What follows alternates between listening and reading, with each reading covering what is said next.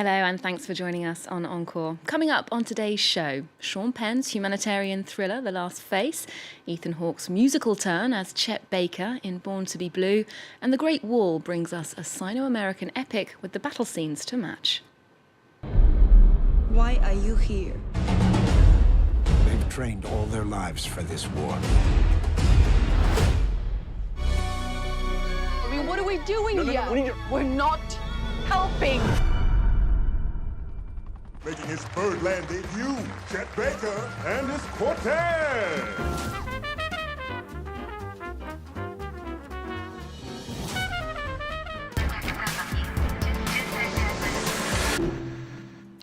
For all of that, I'm joined by our film critic, Lisa Nesselson. Hi, Lisa. Hello, Olivia. We're starting with a film that's on release here in France this week. It's called The Great Wall, and it features a European mercenary who goes to 12th century China.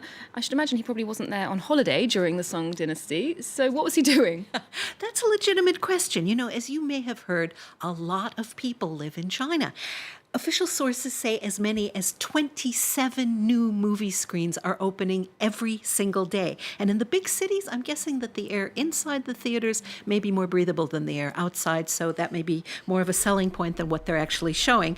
The Great Wall is a China-U.S. co-production and reportedly the most expensive movie ever shot entirely in China. And I have to say, it's a fun spectacle with a pretty clever premise. What if that Great Wall isn't there to impress tourists hundreds of years later, but was built to keep something out that, Chinese drumroll, is not necessarily human? Oh, that's what it's for. It's dumb fun with excellent effects work. Here is Matt Damon bonding with his hosts.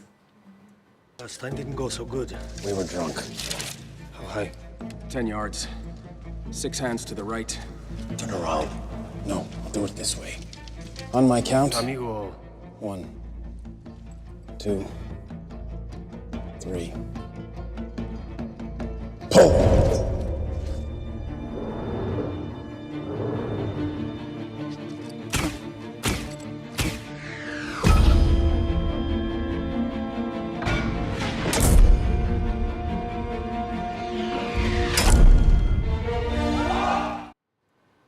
So I should imagine that this is full of those kind of amazing special effects. But I did hear that the film got some flack online for being that sort of movie where an American intervenes in an ancient culture and tells them how things are done. Is that the case here?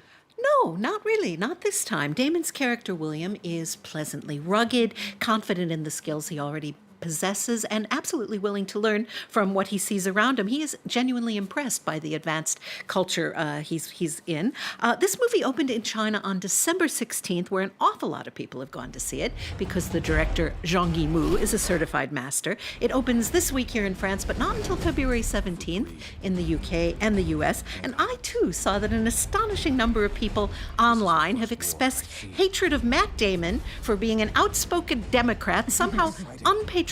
Why is that? Because he has dared to play an American who works with the commies in China, you know, in the Middle Ages, when the only Americans lived in teepees and hunted buffalo, and Mao's Little Red Book was, shall we say, not readily available yet on Amazon.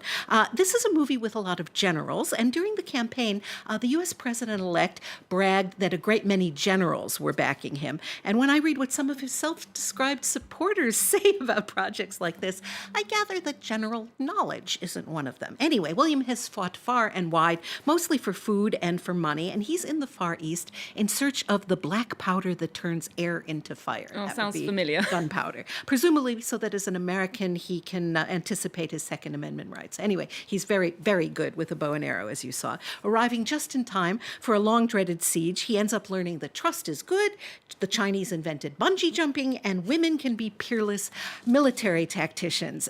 In camp by night, he slays something that actually bleeds green and leaves a claw behind. That came from a Tauti, a living analogy for human greed that attacks every 60 years and gets smarter between assaults. They are ravenous critters guided by a queen, and by the big finale, both armies are actually being led by females. Now, how cool is that? That is pretty impressive. Now we're moving to another movie out here this week in France. It's Sean Penn's The Last Face. This is about Western aid workers basically politically, trying to face the challenges in war-torn countries.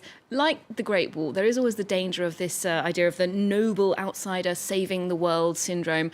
How does this movie fare in that department? Yeah, this one may be a little guilty of that, maybe a lot guilty of that. But you know what? I still didn't mind watching it. And that puts me in the minority, because if they didn't have better things to do in The Hague, I swear you'd think from the reception The Last Phase got at Cannes in May, there are people who think that it should be tried for crimes against humanity. How much did critics object to this film? You would think this movie stabs unborn babies with rusty pitchforks while running a co-ed pedophile ring from the basement of a pizza parlor, just like some people believe Hillary Clinton does in her copious free time. So this film, directed by Sean Penn, who has a sincere track record of trying to help people in downtrodden areas and emergency situations such as Haiti, he got the lowest rating ever in the history of the Screen International Critics Panel in Cannes. Now that would be a 0.02 rating out of a possible 4. That's the lowest score in 13 years. But I can assure you, this is not the worst movie that has ever been shown in competition in Cannes. The thing is, it didn't really deserve a competition slot, and people were really, really angry that not for the first time the festival took a movie because the prospect of Charlize Theron, Javier Bardem, and Sean Penn on the red carpet was just too enticing to pass up. But judge for yourself whether it's unforgivable to use strife and suffering as a backdrop for a romance inconvenienced by the crummy state of the world.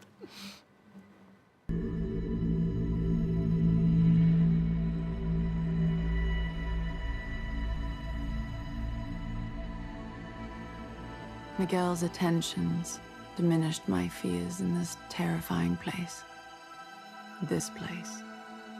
At this time, children fed mixtures of amphetamines and hallucinogens had been convinced by commanders that by the eating of enemy hearts would they be made invisible in battle.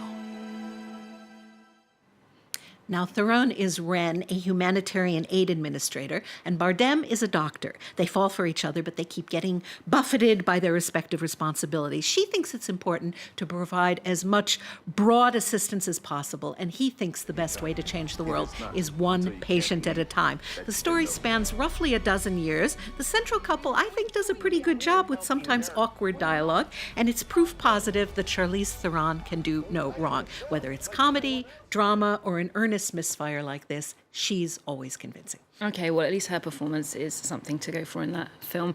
Now, we're moving from big budget filmmaking to something that's based on a true story. Ethan Hawke playing jazz trumpeter Chet Baker in Born to be Blue. Ethan Hawke is absolutely superb as real-life musician Chet Baker, a talented and pretty young man who got mixed up with drugs and lost his looks and lost his teeth and then struggled to make a comeback. Heroin is a really nasty drug, and this has been shown on screen so many times that I have to think that movies don't really influence people's actual behavior anymore. Some people think they do, but if they did, if you believe that movies influence people's behavior, then I am astonished that anybody would ever even consider injecting that stuff. Chet Baker may not have been the best trumpet player who ever lived. He was desperate for approval from Miles Davis, for example, but he also sang, not one Mile, Miles Davis, but he also sang, and his haunting renditions of songs like My Funny Valentine and Let's Get Lost remain quirky and distinctive decades later. Hawke has always had a gift for playing screwed up guys who have trouble being responsible, and here he keeps us on Baker's side, even though Baker is unforgivably irresponsible. Let's take a look. My funny Valentine, sweet comic Valentine, you make me smile with my heart.